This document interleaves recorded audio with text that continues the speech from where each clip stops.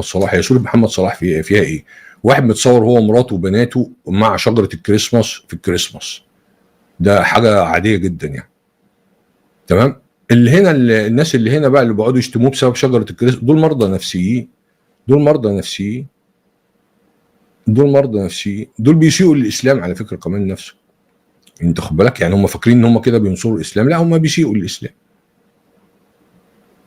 يقول لك لا يجوز الاحتفال باعياد غير المسلمين، ولا يجوز الاحتفال باعياد النصارى، يقول لك النصارى يعمل لك ايه؟ انت فاهم؟ ولا تهنئتهم. يعني انت يعني ما تبقاش حيوان، يعني انت عارف ايه القصه؟ مش قصه دين اكتر من ان انت تبقى انسان يعني ايه سوي، مش حيوان، مش يعني الحيوان احسن يعني مش انسان متبلد الاحساس يعني. تعايش مع، هني الناس يا باشا باعيادهم، هم يهنوك باعيادهم، ايه المشكله؟ يعني انا كان في قص يعني ايه، مش عارف بقى الاقي البتاع بتاعته، هي بره الموضوع بس ممكن اوريها لكم لو لقيتها يعني.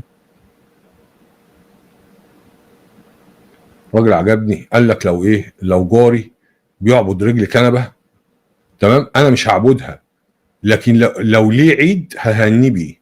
عجبني قص يعني اللي قال كده. تمام. قال لك انا لو جاري بيعبد رجل كنبه انا مش هعبدها، تمام، بس هروح اهنيه في عيده. ده الفارق بين ان انا اوافقك في اعتقادك وان انا بقى انسان.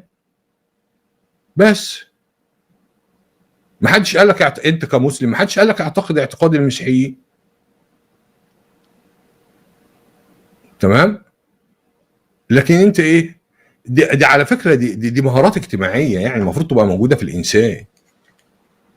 انت خد بالك المهارات الاجتماعيه دي، ان انت تعرف تتواصل مع الناس، مع امال انت لو عايش في دوله مثلا فيها 20 30 بقى يعني ايه عرقيه كنت هتعمل ايه؟ المهم بس عشان ما نخرجش بره الموضوع.